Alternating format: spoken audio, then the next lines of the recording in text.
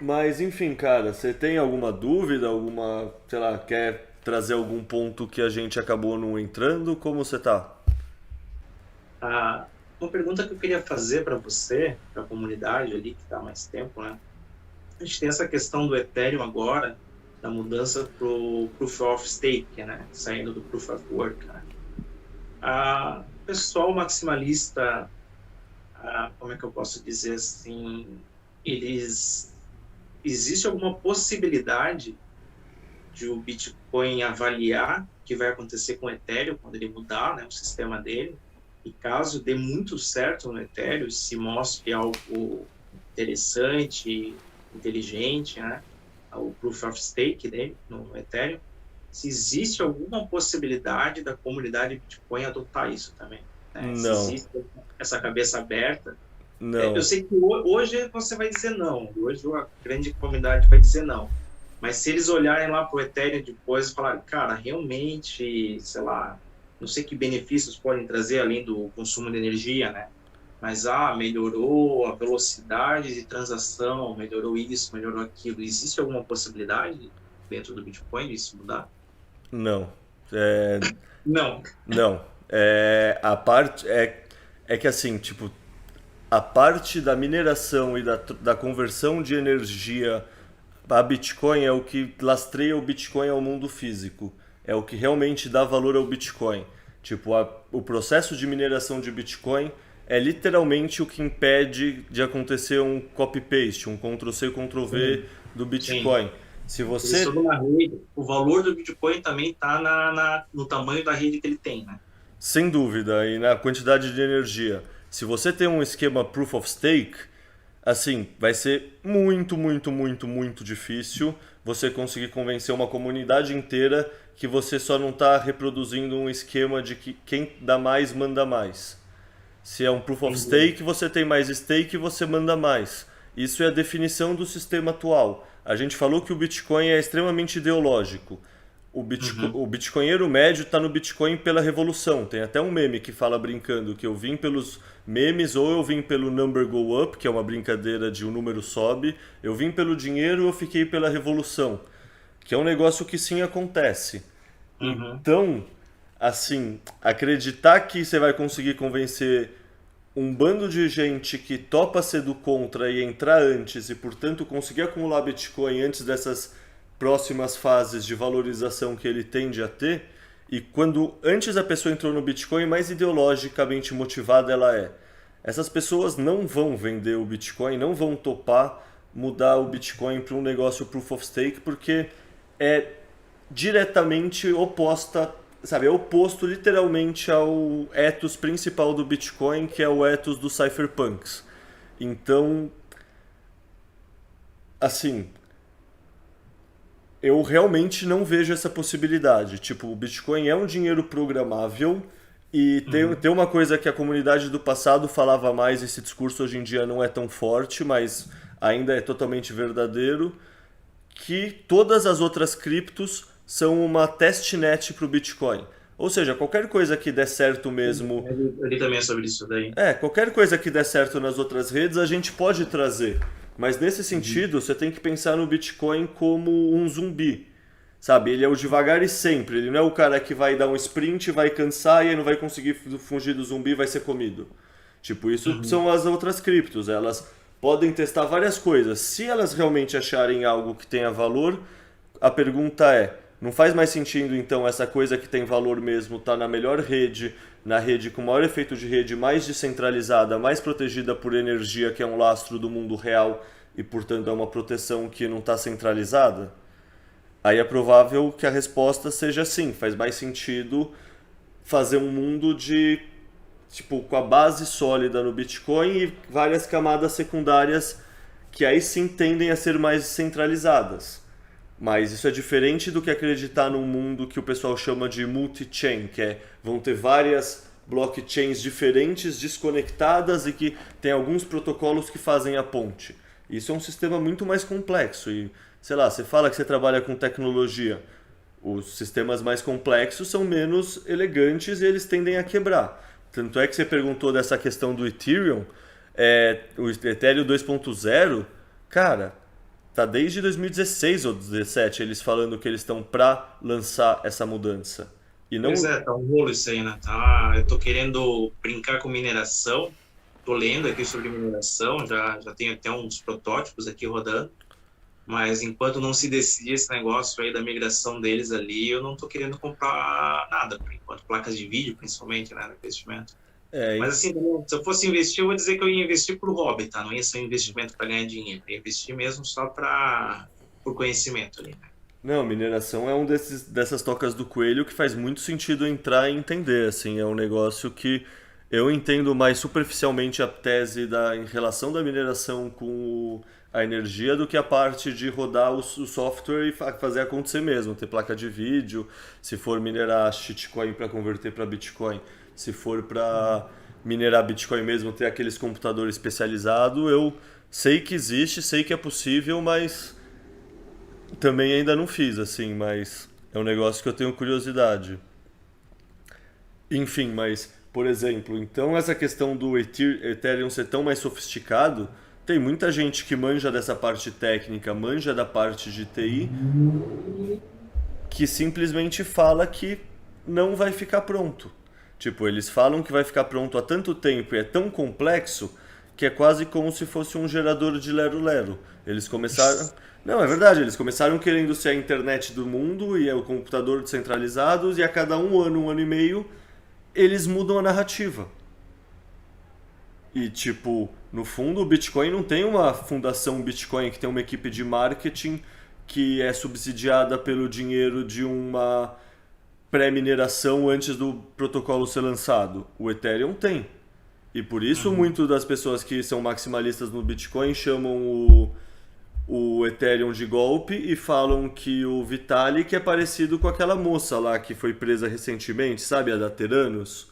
Sim, sim, sim. Tipo, Da bolinha rolê preta lá, né? Isso, o Vitalik é ela.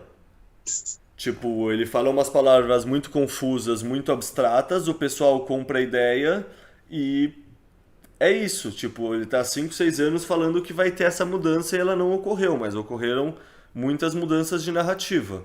Eu não tenho conhecimento técnico para opinar, sendo bem sincero. Eu tô aqui reproduzindo coisas que eu ouço falar, mas se você lançar essa pergunta, eu posso te marcar 3 ou 4 pessoas que manjam da parte técnica que podem saber responder muito melhor que eu, assim, mas tudo que eu entendi e tudo que todas as postergações de prazo me mostram é que eles realmente não têm um compromisso com fazer isso dar certo. Eles têm um compromisso de requentar a notícia. Sabe aquele jogador que tá machucado e você solta a cada 2 notícias que ele tá para voltar só pra não deixar o clima cair? Sim, sim, sim. Pra mim parece isso, assim, sendo bem sincero. E eu considero. O atriz de TV que tá meio na geladeira, sumida, né? Começa a lançar que sofreu um assédio ou que tá namorando uma outra menina, né? Isso também é bem comum no mercado. É, cara, então, tipo, o ex-Big Brother que começou a sair com a irmã do Neymar. Tipo, É, foda-se, exatamente. quem são essas pessoas? Caguei. Isso O mesmo. fulana de tal, que era, até esses dias namorava, né, e era casada, começa a namorar outra fulana de tal. Falei, cara, tá, e daí? Mas o negócio fica claramente para gerar engajamento, né? Gerar notícia. É, né? Foi a assessora de imprensa de uma das duas que soltou a notícia como se fosse uma notícia, pagou para os portais publicarem. É. Cara, uma coisa, a gente fala toda essa questão aí de moedas, de governo, né, e tal. Mas, pô, cara, a gente até poucos anos atrás, fosse pensar no que ia acontecer com a mídia tradicional, o que está acontecendo hoje com a mídia tradicional, né? E essa disrupção veio por conta de tecnologia, por outros meios, né? Se falasse isso para mim 10 anos atrás, bem, eu sou velho, né? Mas 10 anos atrás eu não estava enxergando ainda. Mas eu não acreditaria no que me falasse, cara. Então a gente tem que estar muito aberto, né, para o que vai acontecer. Hoje eu até tirei sarro da minha mãe. Eu estou aqui na casa dos meus pais nesse momento, né? Que era 3 da tarde, ela sentou no sofá, puxou o celular e começou a ver YouTube e ler notícias no celular, né? As notícias lá dela, das coisas dela, né? E eu falei assim, nossa, que coisa absurda, né? Você sentar no sofá e não ligar a televisão, né? Ficar no celular olhando outras mídias, né? YouTube, aí WhatsApp, falando com as filhas. O tamanho da mudança que ocorreu, né, cara? A gente está falando de pessoas de 60 anos, né? Essa disrupção chegou nessas pessoas, né? Então, quando a gente começa a falar de moedas, de essa questão financeira, não é absurdo pensar no que pode acontecer. Eu diria até mais, assim, tipo, a rede de comunicação de valor, porque dinheiro no fundo é comunicação de valor. Então, um dinheiro que tem efeito de rede em cima disso, ela poderia tender até a ser adotada mais rápido do que outras tecnologias com efeito de rede, assim. Então, não sei se você conhece, mas uma das teses que me fez entrar no Bitcoin foi que a taxa de adoção do Bitcoin e das criptomoedas como um todo seguem a taxa da adoção da internet. E nesse sentido a gente está tipo 98, assim, entre 150 e 200 milhões de usuários. Uhum. E assim, tipo, você Que plota era a internet em 98, a em internet 98. antes de Orkut já tinha Cara, ICQ, não tinha nada. em 98 aí a gente está falando de ICQ, Mirk, Windows 98, no 98 SE. O Microsoft nem acreditava tanto assim na internet, né? Tanto é que tinha uma versão do Windows que vinha sem Internet Explorer, você tinha que instalar depois por fora. Quem estava ali, eu que tive ali naquele momento, cara, não tinha noção do que ia virar. E se falassem para mim que, André, no futuro a tua loja, tu vai trabalhar dentro de casa, tu vai ter um estoque físico, né? Mas tu vai trabalhar dentro da tua casa, do teu computador, tu vai vender para o Brasil inteiro e vai faturar 10 vezes mais do que tu faturava quando tinha as lojas físicas. Se alguém falasse para mim, eu falaria, cara, você tá maluco, cara, isso aqui é brinquedinho, isso aqui é coisa para jovem ficar falando besteirinha na internet aqui, mandando mensagem não sei o quê, alugando menininha, isso aqui nunca vai virar uma coisa séria. O Bitcoin talvez esteja nesse momento nisso, né? É o que a gente acredita. Tipo, dentro da bolha, essa é a visão unânime, Será que assim. será que o Ethereum é o Netscape do momento, de 98? É uma Não sei se chegou a possibilidade. usar. Eu não Eu, sei qual que é a tua idade, mas o Netscape era o grande inimigo do Internet Explorer, tinha toda uma briga. Cara, era horrível aquele navegador lento, pesado, mas foi um dos primeiros a surgir, eu acho que foi o primeiro ali, dos mais utilizáveis. E é um negócio que simplesmente sumiu, né? Assim como uma porrada de empresas sumiu, né? A Mirabilis, que era dona do ICQ, que depois foi vendida para a América Online, um negócio que fez muito sucesso, sumiu depois, né? Foi substituído pelo MSN, depois veio as redes sociais. Então é um negócio assim que assusta um pouco também, porque essa questão de software para ser substituído também é muito rápido. Porém, a base ali na internet, as grandes empresas continuam, né? Aquelas que estavam ali no começo. Como eu disse, o Bitcoin, para mim, claramente é um dos vencedores já. Dificilmente eu acho que vai ter alguma coisa que vai substituir ele. então, eu tenho a leitura o que me faz maximalista, que é acreditar que e inclusive o relatório que eu recomendei para você, eu vou colocar no link desse podcast, que é esse da Fidelity, que chama Bitcoin Primeiro, de que o Bitcoin não é só uma coisa de tecnologia, ele também é um bem monetário. E bem monetário significa que ele é um dinheiro competindo com outros dinheiros. Eu acho que o padrão Bitcoin entra nesse aspecto de como a adoção de um dinheiro como forma de dinheiro, como bem monetário, é uma competição de teoria dos jogos entre diferentes bens monetários. Então o cobre é desmonetizado pela prata, a prata é desmonetizada pelo ouro. E nesse sentido, e aí tipo entra numa coisa que eu acho que não tem no padrão Bitcoin, mas tem naquele outro que eu te falei que é o The Bullish Case for Bitcoin, e tem nesse que é o Bitcoin primeiro, um bem monetário tem 6 ou 7 características que são especificações técnicas, sabe? Ele é divisível, ele é portátil, ele é fungível, e aí dá notinha A, B, C, esse tipo de coisa. O Bitcoin ele é perfeito ou semi-perfeito em todas menos tempo. O que significa dizer isso? que qualquer coisa que surgir depois do Bitcoin vai ser no máximo igual ao Bitcoin e não ter o mais tempo. Significa que ele não vai conseguir oferecer uma mudança que o Peter Thiel lá e o ex-sócio do Elon Musk chama de 0 para 1, que é aquela coisa que você muda a coisa a uma ordem de grandeza, de qualidade. O Bitcoin faz isso em relação ao ouro. O Bitcoin faz o ouro ser portátil. Isso significa que ninguém consegue aprender o ouro. Então quer dizer, que todo mundo consegue aprender o ouro, né? E ninguém consegue aprender o Bitcoin.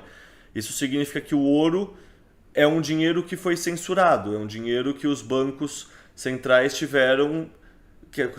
eles confiscaram da população. Em 33 nos Estados Unidos, em 71 o Nixon quebra o lastro do ouro com o resto dos outros países, então o ouro deixa de ser o lastro da economia. Então o ouro perdeu por ter uma especificação técnica não tão boa. O mesmo vale para o dinheiro, para as moedas fiduciárias normais, elas não são escassas. Você pode imprimir à vontade dinheiro, ele deixa de ser escasso, ele perde valor. Então, nesse sentido, o Bitcoin foi adotado também porque ele era um bem monetário que tem uma mudança de 0 para 1 em relação aos bens monetários anteriores. E nisso ele está criando um puto efeito de rede. Para você romper esse efeito de rede e gerar um efeito de rede que compita, precisa ser algo que quebre em uma ordem de grandeza, seja melhor que o Bitcoin. E isso eu não consigo do ponto de vista conceitual mesmo. Não esquece o nome Bitcoin, pensa em qualquer outra coisa, sabe? Não tem especificações técnicas que a gente conheça hoje em dia de bens monetários que dariam para ser melhorados tanto. Talvez alguém inventa e seja a próxima revolução? Talvez, mas isso ainda não foi inventado e não é nem pensado de uma forma conceitual. E isso é uma coisa que me torna maximalista, é entender que, se tem uma questão de teoria dos jogos acontecendo e eu sou incentivado a escolher a melhor forma de bem monetário que todo mundo vai convergir e eu tenho que escolher isso antes dessas pessoas para eu surfar essa curva de adoção, eu vejo que vai ter um momento, que vai ter uma debandada para dentro desse ativo que, no fundo, ainda nem começou. A gente tende a olhar para trás e achar que a maior parte da valorização já foi. Eu tendo a ter uma visão muito diferente, sendo bem sincero. Eu acho que a gente está no meio dela, mas ainda tem muita valorização para frente quando as pessoas forem vendo que, fudeu, isso faz sentido. E hoje em dia não tem, 1% da população que tem Bitcoin, talvez. Acho que pensar isso ainda é muito. Então todas essas pessoas ainda estão para entrar, elas estão nessa fase da internet do ICQ, que o mato era muito alto. Se o mato ainda está muito alto e se tecnicamente dessas especificações não tem muito uma forma de melhorar o conceito de bem monetário, e aí calhou dessa tecnologia de ter inventado um bem monetário que não tem como ser otimizado, ser o Bitcoin, mas podia ser qualquer outra coisa, sabe? No fundo eu cheguei muito mais por essa visão técnica do que pelo Bitcoin em si, sabe? No fundo, muitos dos bitcoinheiros são assim, acho que eu diria todos, são muito críticos e são as pessoas que mais passaram tempo estudando e querendo derrubar, sabe? No fundo são as pessoas que têm mais a perder, portanto são as que mais estudam. Então é muito doido que você nunca vê, te juro, você nunca vê nenhuma crítica inteligente, sabe? Você nunca vê uma crítica de alguém que estudou 100 ou 1000 horas. Eu falei algumas besteiras também sobre a criptomoeda, assim, que hoje eu considero besteiras, né? Antes de conhecer um pouco mais a fundo. Mas tudo que eu falei também, isso é óbvio, assim, não tenho vergonha nenhuma de falar. Eu não tinha conhecimento para falar, né? E é aquela coisa, depois que você passa a entender, você fala, peraí, não é tão assim, né? Alguns argumentos que eu tinha, hoje eu falo assim, isso aqui eu estava completamente errado, né? E realmente, a maioria que é contra não tem conhecimento suficiente, né? É isso. Assim como também, se você chegasse para mim, que nem eu falei, começo dos anos 2000, falasse que, André, nos anos 2000 ainda o mercado estava se desenvolvendo, mas se você falasse para mim assim, que você vai vender muito mais na internet que na sua loja física, eu ia falar, cara, você está errado. Mas óbvio, eu não tinha conhecimento na época, né? E o mercado também não era desenvolvido ao ponto de mostrar isso claramente para mim, né? Assim como o mercado hoje de criptos, né, toda a questão de uso diário, né? Ele não está num desenvolvimento tão grande que seja uma coisa do dia a dia, né? Você olha, pessoal, isso aqui é óbvio, né? Tem muito que, como você mesmo falou, é algo ainda nichado, né? A gente está falando de 1% da população ainda que tem acesso, que tem o mínimo de conhecimento, que utiliza isso. É,